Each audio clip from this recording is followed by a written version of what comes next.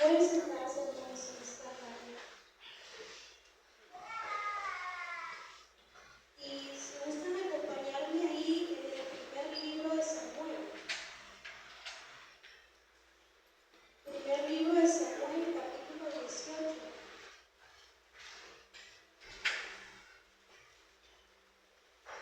Vamos a tomar clases bíblicas, hermanos, para esta palabra. La primera está en el capítulo 18 y la segunda ahí más adelantito en el capítulo 20. Y vamos a leer la primera, que es el capítulo 18, versículos del 1 al 4. Y menciona: Aconteció que cuando él hubo acabado de hablar con Saúl, el alma de Jonatán quedó ligada con la de David, y lo amó Jonatán como a sí mismo. Y Saúl le tomó aquel día y no le dejó volver a casa de su padre. E hicieron pacto Jonatán y David, porque él le amaba como a sí mismo. Y Jonatán se quitó el manto que llevaba y se le dio a David y otras ropas suyas, hasta su espada, su arco y su calabaza. Si gustan acompañarme ahí en el capítulo 20, vamos a leer el versículo 14 al 16. Yo voy a leer y ahí usted corrobora con su vista, dice: Y si yo viviere, harás conmigo misericordia de Jehová, para que no muera, y no apartarás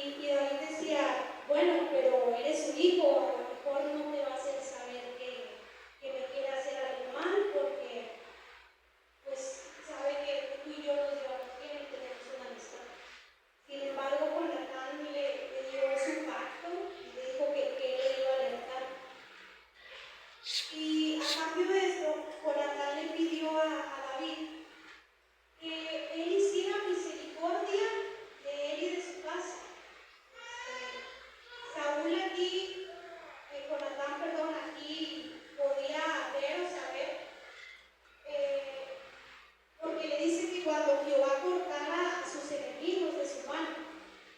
Jonatán estaba consciente que antes lo que se utilizaba era que cuando una familia era reemplazada por otra y que la nueva familia tenía que acabar con los de la antigua familia cuando tomaran el trono. Entonces, Jonatán sabía que un día David y sus descendientes iban a gobernar sobre Israel y quería una promesa de que David y sus descendientes no lo iban a matar, no matarían a los descendientes de Jonatán. Entonces, en esto consistía el pacto que ellos hicieron, que iba a tener misericordia de él y de su familia, y se prometieron uno al otro cuidarse. Pasaron alrededor de 20 años. En este lapso se relata la muerte de Saúl, de sus 3 hijos en un combate, incluido ahí Jonatán. Y a pesar de que ya había pasado tiempo, David nunca olvidó este pacto que él había hecho con su amigo Jonatán. Les voy a invitar a que me acompañen ahí al segundo libro de Samuel. Ahora vamos a pasarnos al segundo libro. Y vamos a irnos al capítulo 4. Capítulo 4, versículo 4. Y menciona: y Jonatán, hijo de Saúl, tenía un hijo lisiado de los pies. Tenía 5 años de edad cuando llegó de Jezreel la noticia de la muerte de Saúl y de Jonatán. Y su nodriza le tomó y huyó, y mientras iba huyendo apresuradamente, se le cayó el niño y quedó cojo. Su nombre era Mefiboset. Aquí en este pasaje, hermanos, del segundo libro de Samuel, en el capítulo 4, nos habla acerca de otro personaje llamado Mefiboset, hijo de Jonatán. Y cuando su padre Jonatán con sus tíos y su abuelo Saúl estaban en un combate, como relata la Biblia que los hijos fueron heridos y que Saúl le dice a uno de sus siervos: atraviésame aquí una espada. El siervo tuvo temor de hacerlo, Saúl mismo decide hacerlo, acabar con su vida. Y cuando esta noticia fue dada a las personas que estaban en la casa, nos dice que la niñera tomó a Mefiboset, lo tomó y trató de huir con él. ¿Por qué? Porque sabía los peligros que representaba que a él lo encontraran, porque a lo mejor iban a intentar dañarlo, iban a intentar quitarle la vida. Entonces nos menciona aquí que nos dice que Mefiboset pues era el nieto de Saúl. Nos dice pues era un príncipe, hermanos. Nos menciona que era alguien que había vivido en el palacio real, alguien que ya había probado la comida del rey y ya había vestido la ropa de los hijos del rey y vivía en un palacio con todas las comodidades y cuidados de esa época. Y así creció hasta cumplir sus 5 años de edad. Como pudimos ver ahorita en la introducción, sabemos que Saúl fue un rey que siempre pasó por alto todos los consejos divinos, siempre hizo a Dios a un lado. A pesar de ello, Saúl reinó 40 años sobre Israel hasta que perdió la vida, como les comentaba, en el combate. Nos menciona aquí que cuando la niñera cargó a Mefiboset e iba corriendo desesperadamente, nos menciona que se le cayó. No sé qué tan fuerte pudo haber sido el golpe o cómo se habrá caído, pero menciona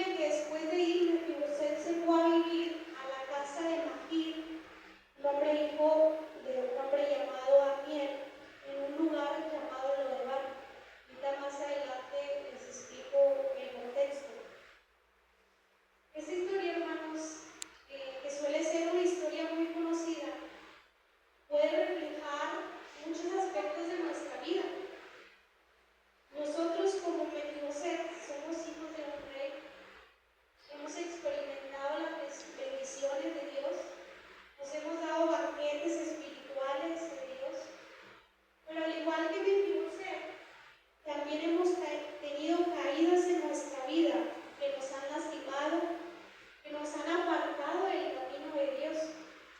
Posiblemente algo ha truncado un sueño que usted o yo teníamos, alguna meta, quizá alguien ha destrozado el corazón, la autoestima, y podemos llegar a sentir que las cosas no nos salen bien. Y al igual que Mefiboset, podemos decir, bueno, por todo lo que nos sucede, tal vez nosotros también estamos viviendo en lo de Bar. Estamos viviendo a lo mejor una vida que sentimos que no tiene fruto, una vida con escasez, de estar lejos de Dios. Quizás pensamos que por nuestros errores, por lo que hemos vivido o por lo que hemos hecho, no tenemos derecho a estar cerca del Señor. Acompáñenme ahí más adelantito. Estamos en el capítulo 4, vamos al capítulo 9. Allí en el versículo 1 menciona la palabra de Dios. Dijo David: ¿ha quedado alguno de la casa de Saúl a quien haga yo misericordia por amor de Jonatán? Es una pregunta que se hace David. Y aquí se narra acerca de una nueva oportunidad que estaba recibiendo Mefiboset. Pues David empieza a preguntar a los siervos: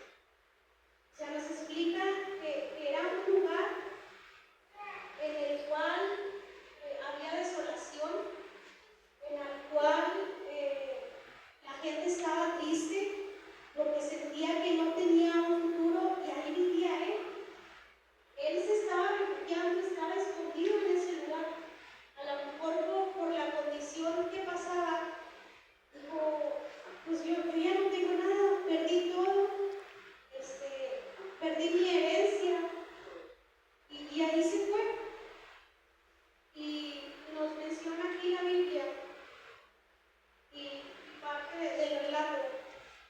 Muchas veces a nosotros el sufrimiento nos lleva a vivir en temor. El sufrimiento, la inseguridad, la desconfianza en nosotros, en los demás. Y lo que hacemos es refugiarnos en lo demás sin darnos cuenta, donde quedamos sin palabra, donde quedamos sin comunicación. Entonces nos menciona aquí que el rey David dice, tráigame a Mefiboset. Y nos menciona, y vino Mefiboset, hijo de Jonatán, y se postró sobre su rostro e hizo reverencia. Y dijo David, Mefiboset, y él respondió, he aquí tu siervo. Y le dijo David, no tengas temor, porque yo a la verdad haré contigo misericordia por amor de Jonatán tu padre. Y te devolveré todas las tierras de Saúl tu padre, y tú comerás siempre en mi mesa. Y él inclinándose dijo, ¿quién es tu siervo para que mires a un perro muerto con yo? Nosotros podemos ver que desde que Dios empezó a usar a David, cuando la presencia de Dios se manifestaba en él y él podía vencer y salía victorioso con acciones simples, todo esto fue como una entrada a que David se fuera involucrando pues, o sea, toda la gente pensaba y decía, es un hombre de Dios. Entonces David empezó como que a tomar fama, empezó como que Dios lo empezó a levantar. Y cuando él se hizo rey, y ya habían pasado muchísimos años de este pacto, pues a él le iba bien, las cosas estaban fluyendo muy bien. Y le dice, no te voy a devolver las tierras de Saúl, tu abuelo, y vas a comer en mi mesa. Y nos menciona aquí y le dice, ¿quién es tu siervo para que mires a un perro muerto como yo? Podemos ver aquí cómo Mefiboset se denigraba, cómo él sabía que su vida, él pensaba que su vida ya no valía nada, que ya no había una solución, que ya no había esperanza para él. Y a él aquí reconoce su situación. Cuando nosotros venimos delante de Dios, cuando nosotros reconocemos cómo estamos, si estamos en pecado, si estamos haciendo las cosas mal, cómo nos sentimos espiritualmente, emocionalmente, cuando nosotros venimos y reconocemos y decimos, estoy viviendo este duelo, estoy viviendo este problema, esta enfermedad, esta situación, no tenga duda, hermano, que Dios va a mostrar su misericordia, que Dios va a mostrar su misericordia con cada uno de nosotros, su favor. Y vemos que aquí David no se había olvidado de ese pacto. Asimismo, Dios no se olvida de nosotros. A lo mejor gente nos va a dar la espalda, a lo mejor vamos a vivir situaciones en las cuales nunca pensamos que íbamos a pasar, pero el Señor no nos da la espalda, hermanos. El Señor está ahí a pesar de nuestros errores, a pesar de nuestras caídas. Él está ahí. Así como Mefiboset tenía derecho, nosotros tenemos derecho a vivir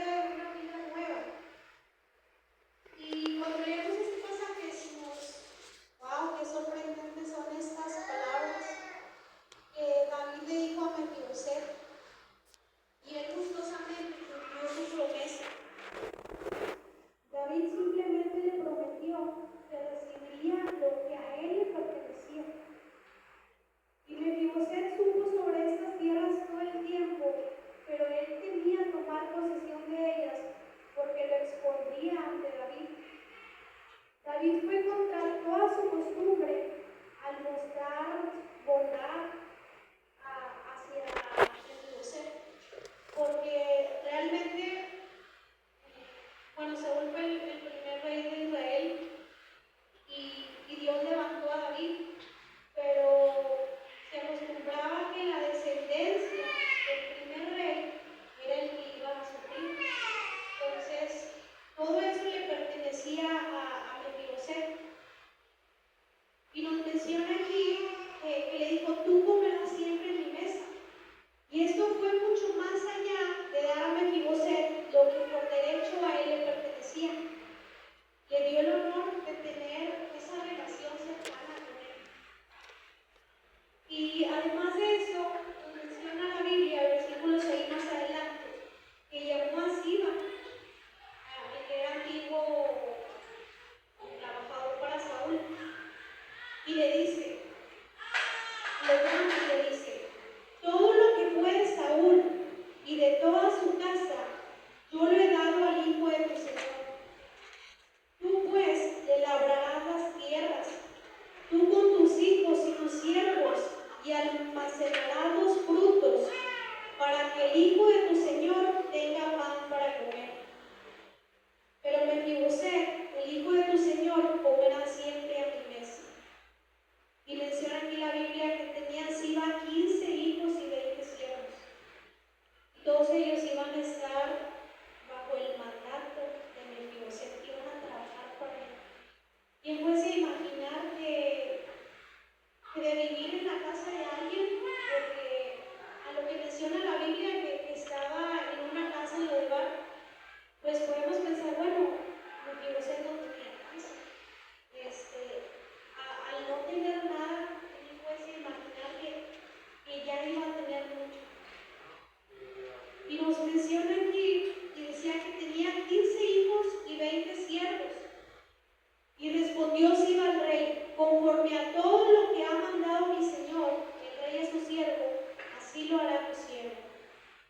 Mefiboset, dijo el rey, comerá a mi mesa como uno de los hijos del rey. Y nos menciona aquí también algo interesante, porque a lo mejor Mefiboset decía, bueno, pues no tengo nada.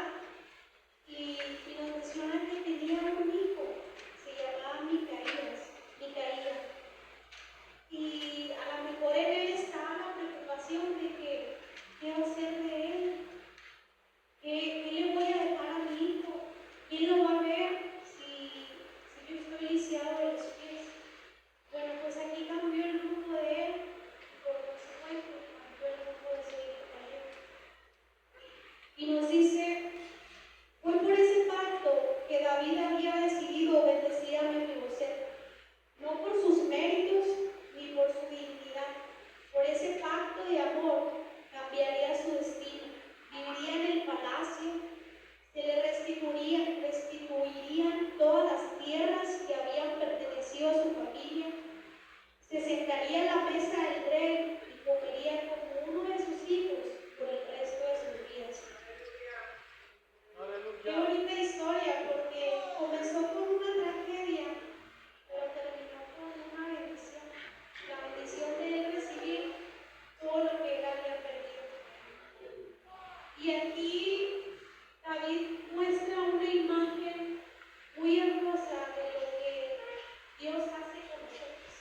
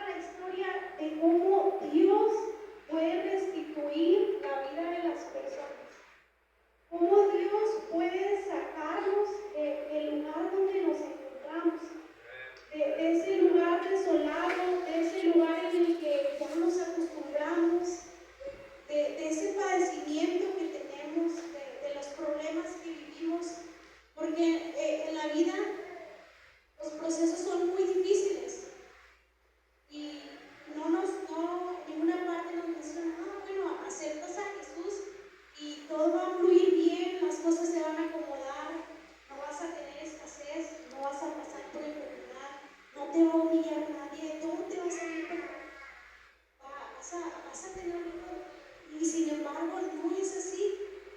El Señor está de nuestro lado, toma nuestra mano, nos ayuda a seguir adelante, pero nosotros ponemos de nuestra parte, nosotros hacemos y ponemos de nuestra parte para poder vencer, para poder salir